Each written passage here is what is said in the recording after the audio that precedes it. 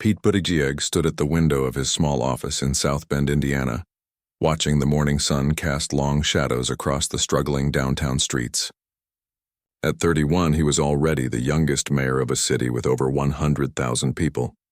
But the weight of his promises felt heavier than his age suggested. The city he had inherited was broken in ways that went far beyond cracked sidewalks and empty storefronts. Factories that once employed thousands had closed their doors years ago, leaving behind rust-stained buildings and families searching for hope. Pete had run for mayor with big dreams and bigger promises.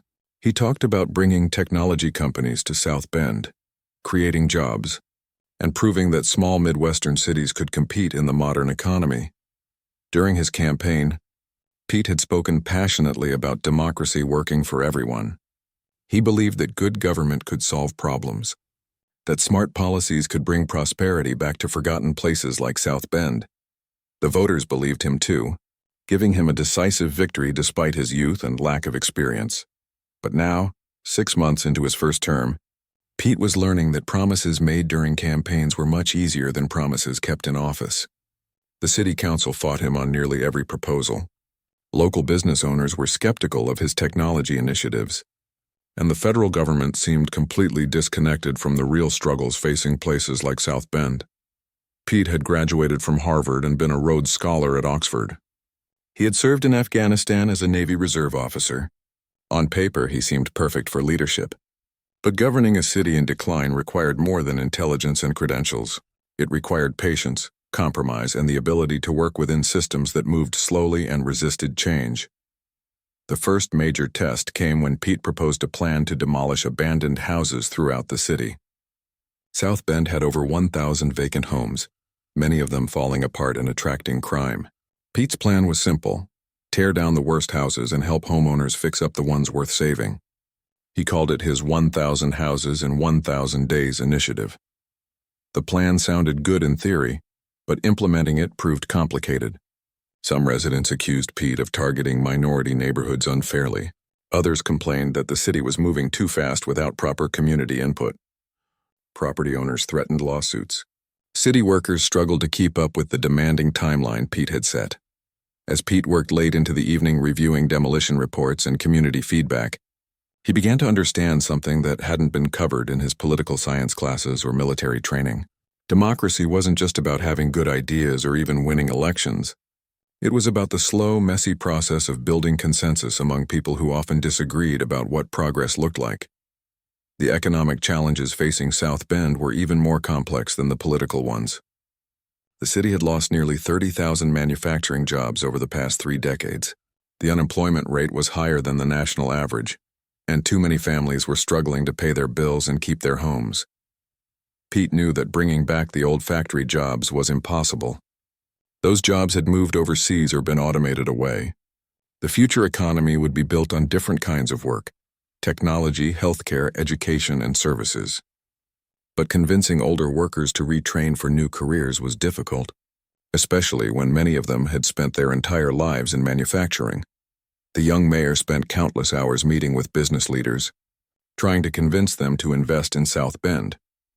He traveled to conferences in bigger cities, pitching his vision of a renewed Rust Belt. He applied for federal grants and worked with state officials to create incentives for job creation. Some progress was being made. A few small technology companies had agreed to open offices in downtown South Bend. The university was expanding its research programs. New restaurants and shops were opening in previously empty buildings. But the changes were gradual, and many residents wondered if Pete's promises of economic revival would ever become reality. Pete also faced personal challenges that complicated his public role. He was gay in a conservative state, at a time when LGBTQ rights were still controversial in many communities. He hadn't come out publicly yet, but he knew that his personal life would eventually become part of his political story. The thought of facing discrimination or losing support because of who he loved added another layer of stress to an already demanding job. Despite the challenges, Pete remained optimistic about what good government could accomplish. He believed that democracy, even with all its flaws and frustrations, was still the best way to solve collective problems. He thought that economic opportunity could be created through smart policies and public-private partnerships. Most importantly, he believed that young leaders could bring fresh energy and new ideas to old problems. As winter settled over South Bend, Pete reflected on his first year in office. The abandoned house program was behind schedule but making steady progress. A few new businesses had opened downtown. Crime rates were beginning to decline in some neighborhoods. The changes weren't as dramatic or as fast as he had hoped, but they were real. Pete was learning that leadership meant managing expectations while never giving up on big goals. It meant admitting mistakes while continuing to push for progress. It meant building coalitions with people who didn't always agree with him, and finding common ground even when fundamental values seemed to clash. The young mayor had made promises to his city about democracy and economic opportunity. Keeping those promises would require everything he had learned about patience, persistence, and the complex art of governing in America. Pete Buttigieg was just getting started on a journey that would eventually take him far beyond the borders of South Bend, but the lessons he was learning in his small city would shape everything that came after. The phone call came at 2:30 in the morning, jolting Pete Buttigieg from a deep sleep. On the other end was the police chief, his voice tight with tension. "Mayor, we have a situation. Officer Ryan O'Neill shot and killed Eric Logan. You need to get down here now." Pete's stomach dropped as he processed the words. Eric Logan was a 54-year-old black man who had been shot by a white police officer outside a grocery store. The officer claimed Logan had been breaking into cars and had approached him with a knife, but his body camera hadn't been turned on. There were no other witnesses to confirm what had really happened. As Pete drove through the empty streets toward the scene, he knew that everything he had been working to build in South Bend was about to be tested. The shooting would expose every crack in the foundation of trust between the police and the community, between white and black residents, between those who believed in the system and those who had lost faith in it long ago. The scene was chaotic when Pete arrived. Police cars blocked the street, their red and blue lights painting the nearby buildings in harsh, flashing colors. A small crowd had already gathered, some people crying, others angry and demanding answers. Pete could see the distrust in their eyes when they looked at him. The young white mayor who had promised to bring change but seemed powerless to prevent another black man from dying at the hands of police. Over the next several days, Pete found himself caught between competing demands that seemed impossible to reconcile. The police union insisted that Officer O'Neill had acted in self-defense and deserved the presumption of innocence. Community activists demanded that the officer be fired immediately and charged with murder. The local media pressed Pete for answers he didn't have, while national news outlets began picking up the story. Pete had always believed that good leadership meant bringing people together, finding common ground and solving problems through careful deliberation and compromise. But the Eric Logan shooting revealed the limits of that approach. Some problems couldn't be solved with better policies or more funding. Some divisions ran too deep for any mayor to bridge. The community meetings that followed were unlike anything Pete had experienced in his political career. Angry residents packed into auditoriums and church halls, their voices shaking with grief and frustration as they shared stories of police harassment and discrimination. Many spoke about feeling invisible and ignored by city government, despite Pete's efforts to reach out to minority communities. One woman stood up during a particularly tense meeting and looked directly at Pete. "You talk about bringing change to this city," she said, her voice carrying decades of disappointment. "But what good is all your fancy economic development if our sons and fathers can still be killed by police and nothing happens? What kind of change is that?" Pete struggled to find words that felt adequate to the moment. He promised a full investigation, transparency in the process, and reforms to police procedures.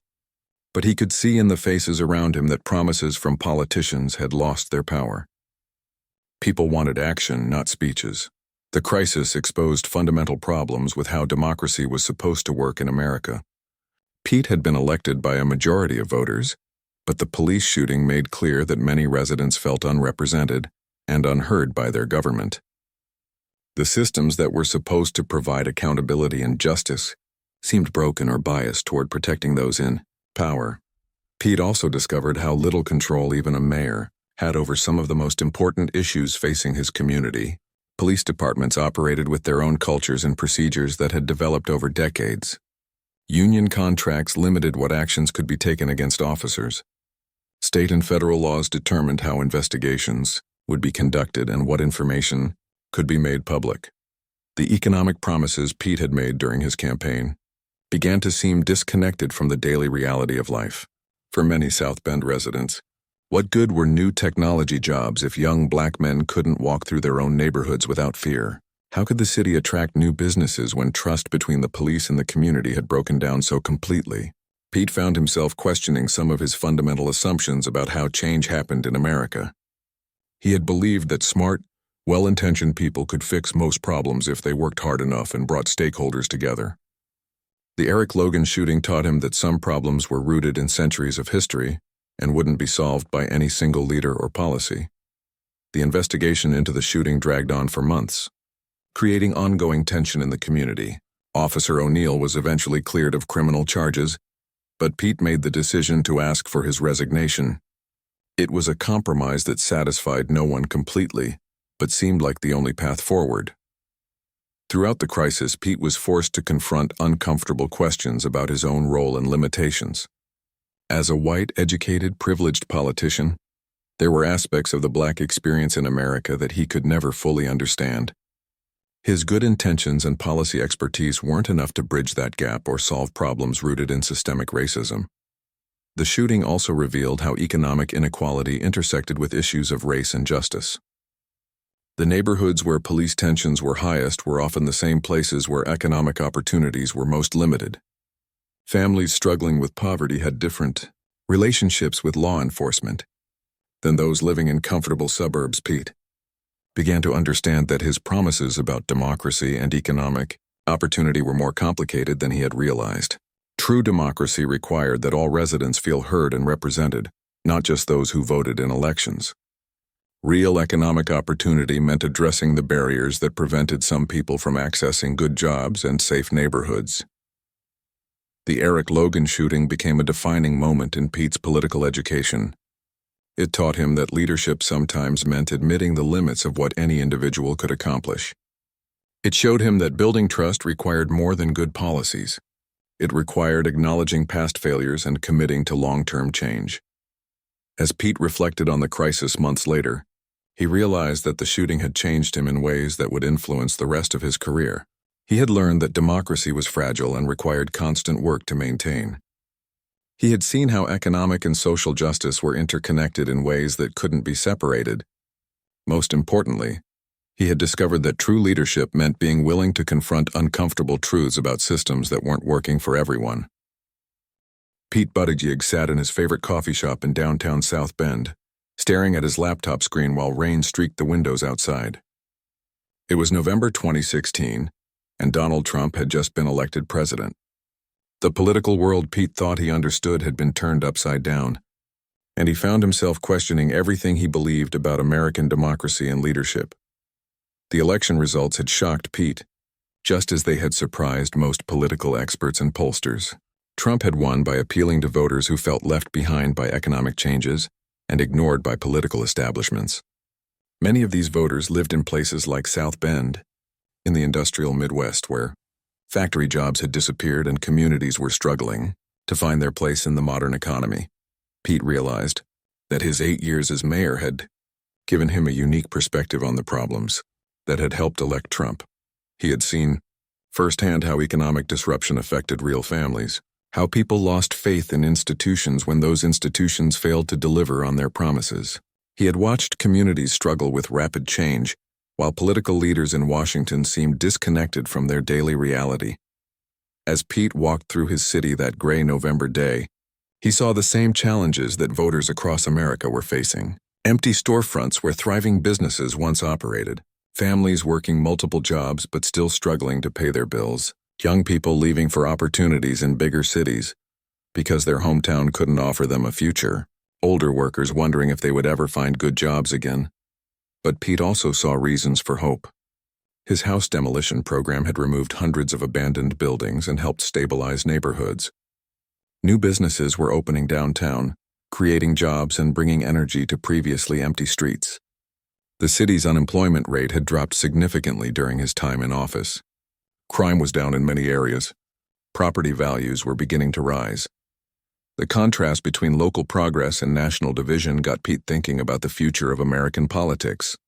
Maybe the country needed leaders who understood both the challenges facing communities like South Bend and the potential for those places to reinvent themselves. Maybe voters were hungry for politicians who could speak honestly about economic disruption while offering realistic paths forward.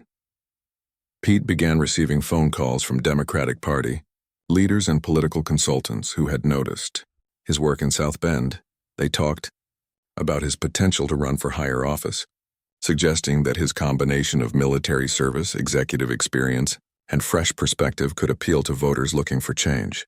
The idea of running for president seemed almost absurd to Pete at first, but he couldn't stop thinking about it.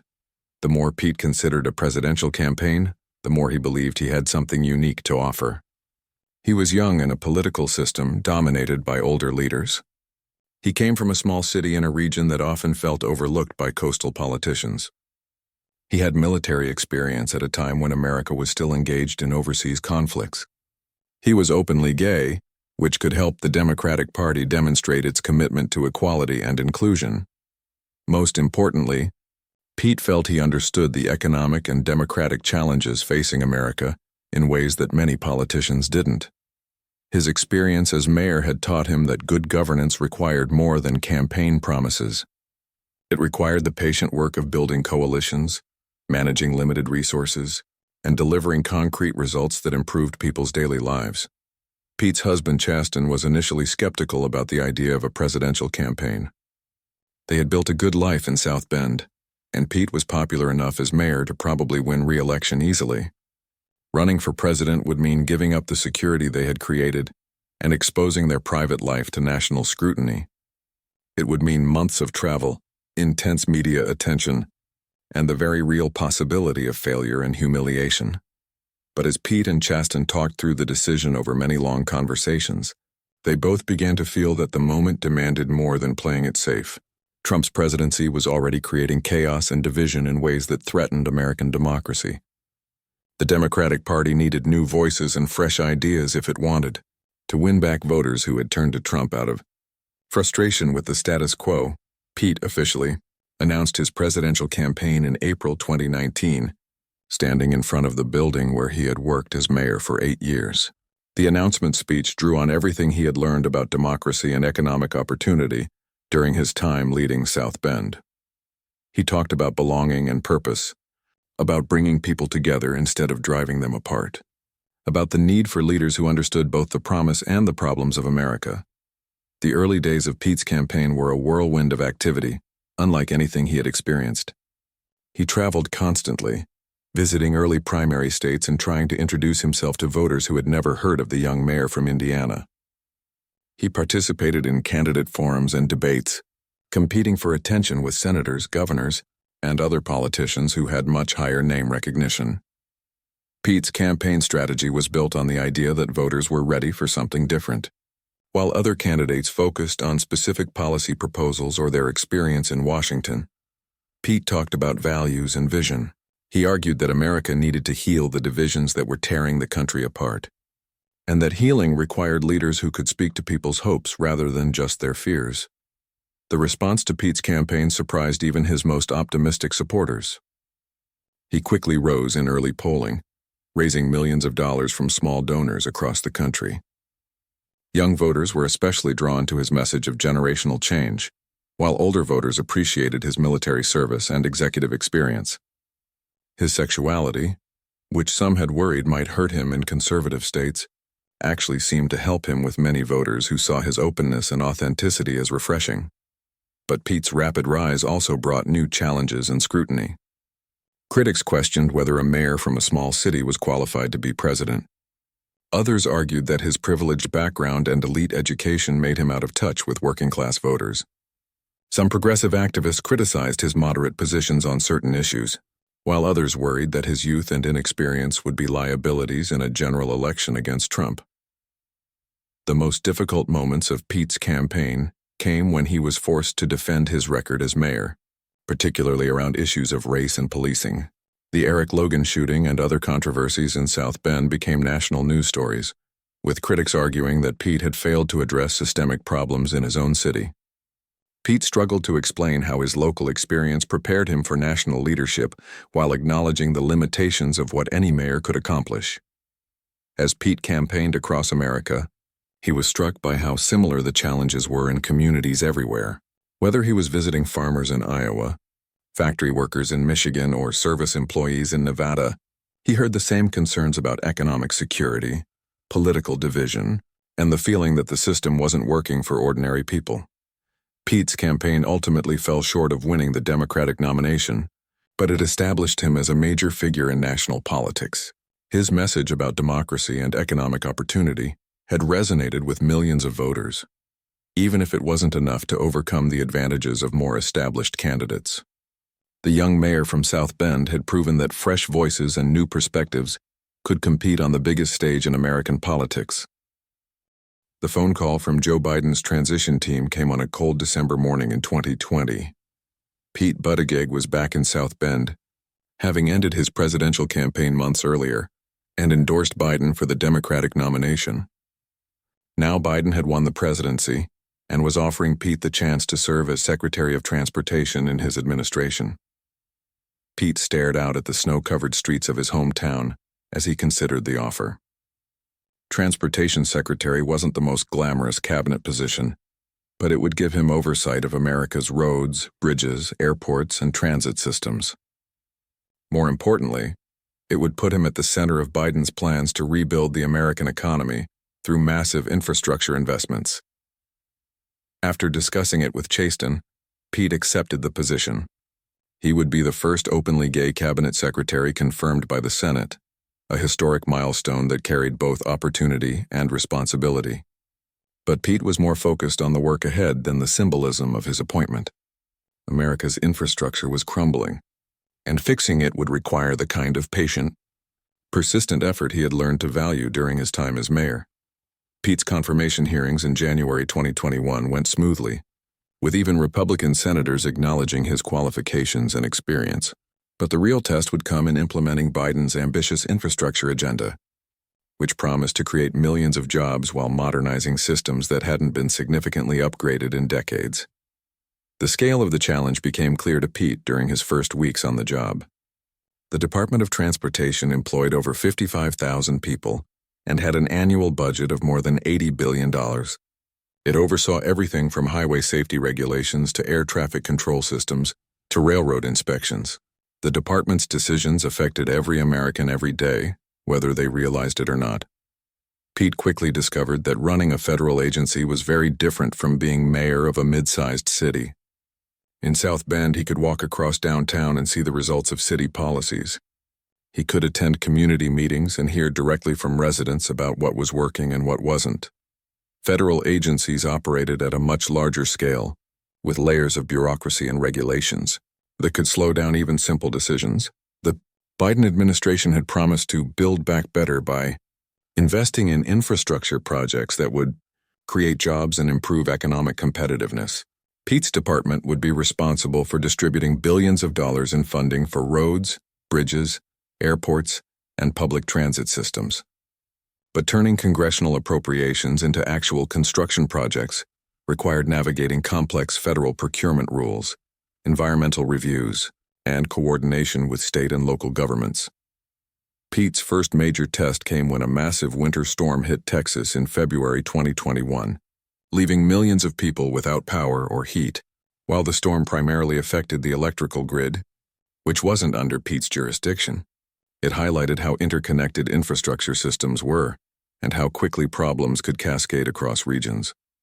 The storm also demonstrated the political challenges Pete would face as a cabinet secretary.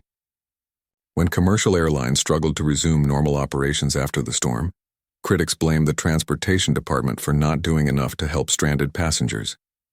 Pete found himself defending federal policies and procedures that he had inherited, while trying to work behind the scenes to minimize disruptions for travelers. Over his first year in office, Pete began to understand how economic policy and infrastructure were deeply connected. Good roads and bridges made it easier for businesses to move goods and for workers to get to their jobs. Modern airports and seaports helped American companies compete in global markets. Reliable public transit systems could help low-income families access employment opportunities they might otherwise miss.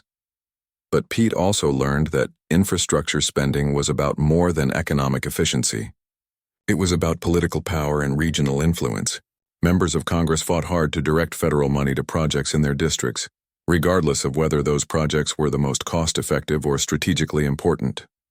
Interest groups lobbied intensively to shape regulations in ways that benefited their industries. The passage of the Infrastructure Investment and Jobs Act in November 2021 was a major victory for the Biden administration and for Pete personally. The law provided $1.2 trillion in funding for transportation, broadband, and utility projects over 5 years. It was the largest federal investment in infrastructure since the interstate highway system was built in the 1950s.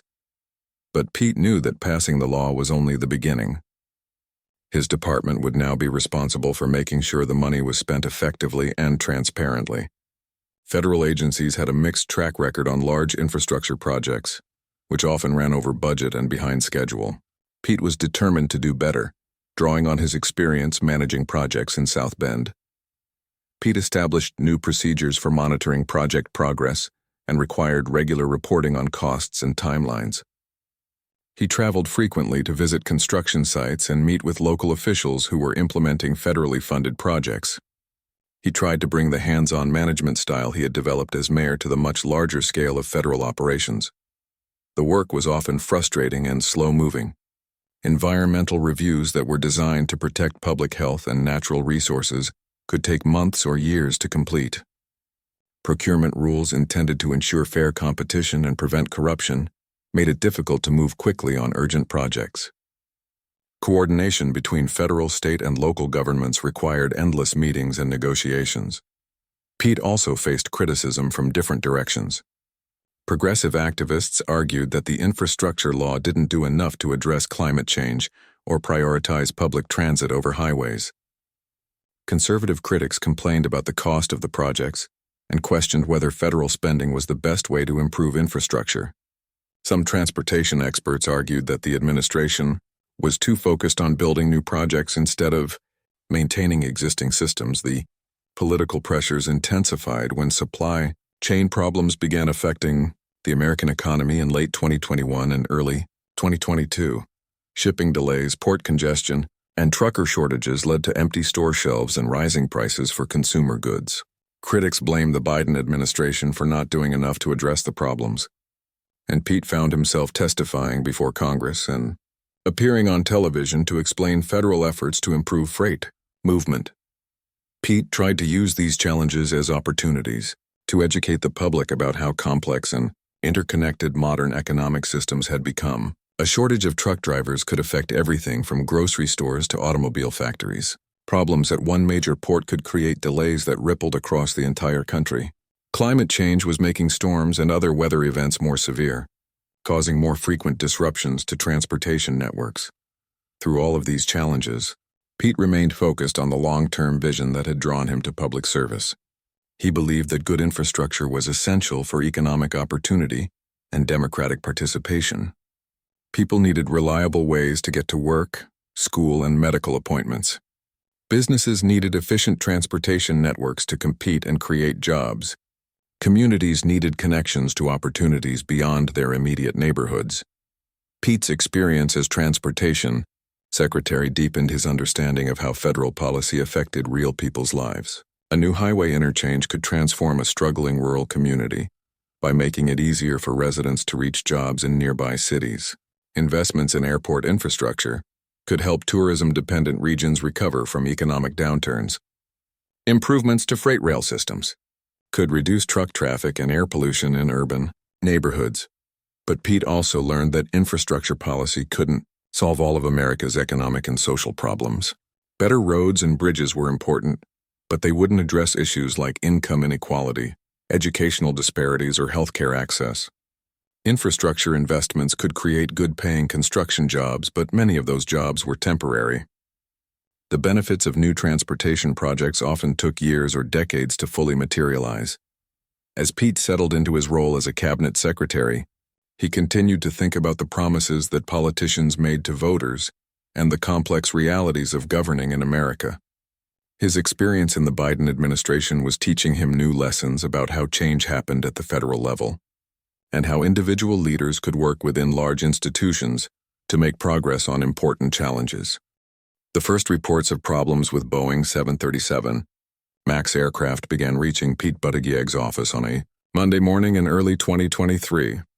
A series of mechanical failures and safety incidents had raised new questions about the aircraft that had already been grounded for nearly 2 years following 2 deadly crashes. Pete's staff briefed him on the situation as he prepared for what would become one of the most challenging periods of his tenure as Transportation Secretary. The Boeing crisis was exactly the kind of complex problem that tested everything Pete had learned about leadership, accountability, and the limits of government power. The 737 MAX had been cleared to return to service in 2020 after extensive reviews and safety improvements, but new issues were now emerging that suggested deeper systemic problems with how the aircraft was designed, manufactured, and regulated. Pete found himself caught between competing pressures that had no easy resolution. The aviation industry argued that grounding the aircraft again would cause massive economic disruption, costing airlines billions of dollars and stranding passengers around the world. Safety advocates insisted that any risk to passengers was unacceptable and that the government had a responsibility to act decisively to protect the public. The situation was complicated by the fact that the Federal Aviation Administration, which regulated commercial aviation, was part of Pete's department but operated with significant independence. The FAA had its own technical experts and established procedures for making safety decisions. Pete could influence the agency's priorities and resources, but he couldn't simply override the professional judgment of aviation safety specialists. As Pete studied the reports coming from his team, he was struck by how the crisis revealed fundamental problems with how America regulated complex technologies. The FAA had traditionally relied heavily on aircraft manufacturers to test and certify their own products, a system that worked well when companies prioritized safety over profits. But Boeing's competitive pressure to rush the 737 MAX to market had led to design shortcuts and inadequate disclosure of safety risks. The crisis also highlighted the global nature of modern aviation and how problems in one country could quickly spread around the world. Airlines in dozens of countries operated 737 MAX aircraft, and decisions made by American regulators affected millions of passengers and thousands of aviation workers internationally. Pete found himself coordinating with transportation ministers and aviation authorities from other countries, trying to develop a unified response to the safety concerns. Pete's approach to the crisis was shaped by his experience as mayor of South Bend, where he had learned that leadership during emergencies required clear communication, decisive action, and a willingness to acknowledge uncertainty. He held regular press conferences to update the public on the investigation, even when he didn't have complete answers to reporters' questions. He met with families of crash victims to hear their concerns and demonstrate that their voices were being heard. But Pete also discovered that federal crisis management was far more complicated than anything he had dealt with at the local level. Every decision had to be coordinated with multiple agencies, reviewed by teams of lawyers, and considered for its potential political and economic consequences. The media attention was intense and often focused more on assigning blame than understanding the technical complexities of aviation safety. The Boeing crisis occurred at the same time that Pete was dealing with other major transportation challenges that tested his department's capabilities. A series of train derailments had raised questions about railroad safety regulations and emergency response procedures. Cyber attacks on pipeline and shipping companies had demonstrated how vulnerable American infrastructure was to digital threats. Climate change was causing more frequent and severe weather events that disrupted transportation networks across the country. Each of these crises revealed different aspects of how America's transportation systems were struggling to adapt to modern challenges. The railroad industry had cut costs by reducing maintenance crews and running longer trains, which increased the risk of accidents. Pipeline and shipping companies had focused on operational efficiency while paying insufficient attention to cybersecurity. Transportation infrastructure built decades earlier wasn't designed to withstand the extreme weather events that were becoming more common.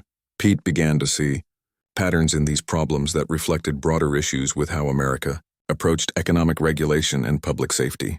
Companies were under intense pressure from shareholders to maximize short-term profits, even when that meant accepting higher risks or deferring necessary maintenance. Regulatory agencies often lacked the resources and expertise to effectively oversee complex industries. Political leaders frequently promised simple solutions to problems that required sustained investment and careful oversight. The most frustrating aspect of these crises for Pete was how they exposed the gap between what politicians promised voters and what government could actually deliver. During his presidential campaign, Pete had talked confidently about rebuilding American infrastructure and restoring trust in institutions. But as transportation secretary, he was learning that some problems were deeply rooted in economic and political systems that couldn't be fixed by any single policy or leader. Pete's response to these challenges was to focus on the areas where federal action could make a meaningful difference. He pushed for stronger safety regulations and increased funding for inspections and oversight. He worked to improve coordination between different agencies and levels of government. He tried to use his public platform to educate Americans about the complex trade-offs involved in transportation policy. But Pete also had to confront the reality that some of the problems facing American transportation were symptoms of larger economic and social issues that went far beyond his department's authority. Income inequality meant that many Americans couldn't afford to live near good job opportunities and had to commute long distances or rely on unreliable transportation options. Political polarization made it difficult to build consensus around long-term infrastructure investments. Climate change was creating new challenges faster than existing systems could adapt. The Boeing crisis eventually stabilized after months of intensive investigation and negotiation, but it left Pete with a deeper understanding of how fragile modern technological systems could be. A single design flaw or regulatory oversight could have consequences that affected millions of people around the world. The interdependence of global transportation networks meant that problems could spread quickly across borders and industries. Pete's experience managing these crises also taught him important lessons about political leadership and accountability. He learned that admitting uncertainty was often more effective than pretending to have all the answers. He discovered that building trust with the public required consistent communication and a willingness to take responsibility for problems, even when they weren't entirely within his control. Most importantly, Pete came to understand that effective leadership required balancing multiple responsibilities that sometimes conflicted with each other. As transportation secretary, he had to protect public safety while also considering economic impacts. He had to respect the independence of regulatory agencies while also ensuring that they were responsive to public concerns. He had to work within existing legal and political constraints while pushing for reforms that might take years to implement. These experiences reinforced Pete's belief that democracy was messy and complicated, but also that it remained the best system for making collective decisions about complex problems.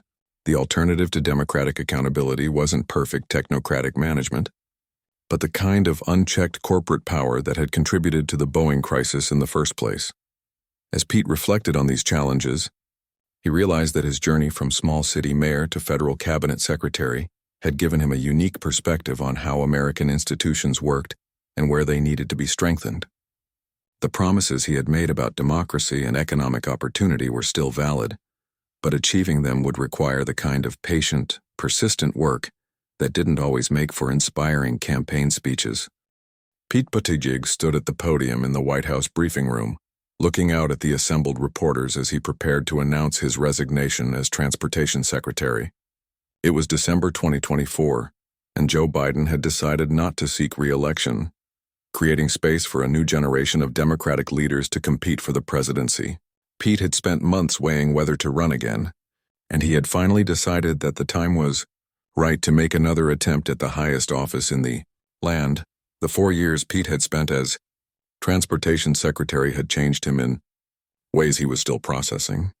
He had arrived in Washington with the confidence of someone who had successfully managed a city and run a competitive presidential campaign.